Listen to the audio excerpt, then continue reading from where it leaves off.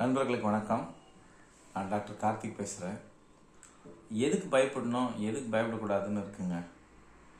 இந்த test results எல்லாம் பார்த்து ரொம்ப அதிகப்படியாக பயப்படுறவங்க நிறைய பேர் இருக்கிறாங்க. ஐயோ, சுகர் எனக்கு ரொம்ப கூடிடுச்சுங்க, எனக்கு பிபி இவ்வளோ அதிகமாக இருக்குது, தைராய்டு பிரச்சனை இல்லை, தைராய்டு வேல்யூ இப்படி இருக்குது, கொலஸ்ட்ரால் இருக்குது, டோட்டல் கொலஸ்ட்ரால், ட்ரைக்ளிசரைட்ஸ் இப்படி இருக்குது, லோ டென்சிட்டி லிப்போப்ரோட்டீன் அது இப்படி இருக்குது, இப்படி டீட்டெயில்டாக பேசுகிறவங்களாம் இருக்கிறாங்க. இவங்க எல்லாருமே இந்த வேல்யூ எப்படியாச்சும் நார்மலாக வச்சுக்கிறது ரொம்ப முக்கியம் அப்படின்னு நினைக்கிறாங்க. அது ஒன்றும் தப்பு சொல்லலை. ஆனால் நீங்கள் அதுக்கு கொடுக்குற முக்கியத்துவத்தினுடைய அளவு ரொம்ப அதிகமாக இருக்குதுன்னு சொல்கிறேன். நான் கொலஸ்ட்ரால் பேஷண்ட் ஆகிட்டேங்கன்னு சொல்கிறாங்க. கேட்டால் 200 இருக்க வேண்டியது 210 இருக்குது அப்படின்றாங்க. இது என்ன பெரிய வித்தியாசமா? நீங்கள் இந்த ரிசல்ட் எல்லாம் கம்ப்யூட்டர் ஜெனரேட்டட் ரிசல்ட்டில் பார்த்தீங்கன்னா 100 இருக்க வேண்டிய இடத்துல 101 இருந்தால் அது டார்க்காக போடும், 99 இருந்தாலும் டார்க்காக காட்டும். இப்போ வேல்யூ தப்புன்னு காட்டும். அப்படியா ஒரு வேல்யூ இருக்கணும்? அவ்வளோ பர்ஃபெக்டாக இருக்கிறது தான் கரெக்டாக அப்படின்னா கண்டிப்பாக அப்படி இல்லைல்ல.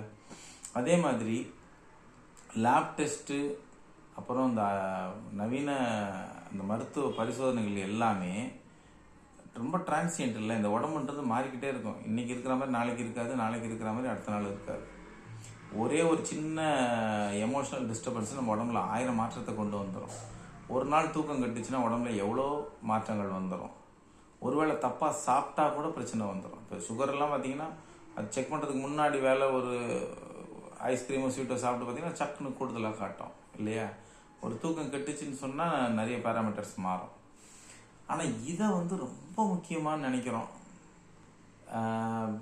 சுகர் நார்மலாக இருந்துச்சுன்னாலே நம்ம ஆரோக்கியமாக இருக்கிறோம்னு நினச்சிக்க முடியுமா?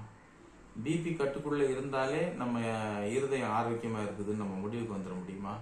அப்படின்னா கண்டிப்பாக இல்லை. அப்போ இதை பார்த்து பயப்படவே கூடாதா அப்படின்னா, இது ஒரு வகையில் உங்களோட ஆரோக்கியத்தை பற்றின ஒரு செய்தி, அவ்வளோதான். ஆரோக்கியம் அப்படின்றதுங்க உடல் அளவில், மனசளவில், ஆன்மீக அளவில் நீங்கள் வாழ்க்கையில் என்ன பண்ணிட்டு இருக்கீங்க அப்படின்னு இப்படி 3-4 லெவலில் இருக்குது. உடல் அளவில் நீங்கள் செய்கிறத சரியாக செய்யணும். இந்த டெஸ்ட் வேல்யூன்றத பார்த்து பயப்படுறதுல ஒரு பாதியாச்சும் நம்ம தினசரி பண்ணிட்டு இருக்க விஷயத்துல என்ன சரியா பண்றோம், என்ன தப்பா பண்றோன்றதுல கவனம் இருக்கணும். யாராச்சும் நேற்று நைட்டு 11 மணி ஆயிடுச்சுங்க நான் தூங்குறதுக்கு அப்படின்னு ரொம்ப ஃபீல் பண்ணி சொல்லியிருக்காங்களா? இந்த காலத்தில் பார்த்துருக்கீங்களா? 11 மணிக்கு பஸ் எல்லாம் ஃபுல்லாக போகுது சென்னையில். 12 மணிக்கு ஹோட்டல்ஸ் நிரம்பி வழியுது. ரொம்ப ஆச்சரியமா இருக்குங்க. நைட்டு 2 மணி வரைக்கும் ஹோட்டல்ஸ் திறந்து வச்சிருக்கிறாங்க. ராத்திரியில் 12 மணிக்கு பிரியாணி கிடைக்குது. பேக்கரிஸ் அவ்வளோ அதிகமாக ஒவ்வொரு ஊர்லேயும் பெருகி போயிருக்கு. அது வெறும் சர்க்கரை, மைதா இது அடிப்படையாக கொண்டது தானே பேக்கரி உணவுகள். அதில் அவ்வளோ அதிகமாக ஜனங்க அதெல்லாம் சாப்பிட்றோம்.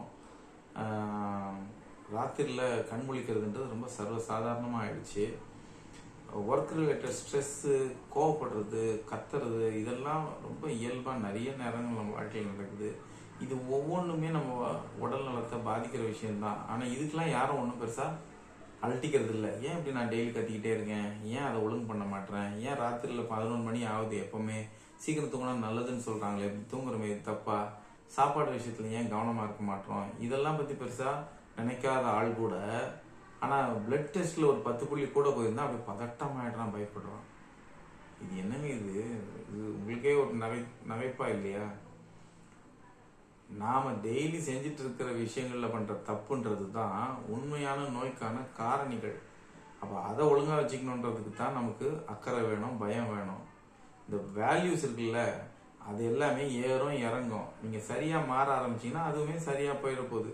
இன்னையிலேருந்து மாற ஆரம்பிச்சிங்கன்னா சில வேல்யூஸ் 2 வருஷம் கழிச்சு தான் நார்மலுக்கு வரும். ஆனால் நீங்கள் மாற ஆரம்பிக்கிறது இந்த நிமிஷத்துலேருந்து எஃபெக்ட் ஆகிடுது இல்லை. வேல்யூவை பார்த்து பார்த்து சந்தோஷப்படுறதுக்கோ, வேல்யூவை பார்த்து பார்த்து பயப்படுறதுக்கோ ஒன்றும் இல்லைங்க. இதை முதல்ல புரிஞ்சுக்கோங்க. நீங்கள் உண்மையில் பயப்பட வேண்டியது நோய்க்கான உண்மையான காரணங்களை பார்த்து தான். நன்றி.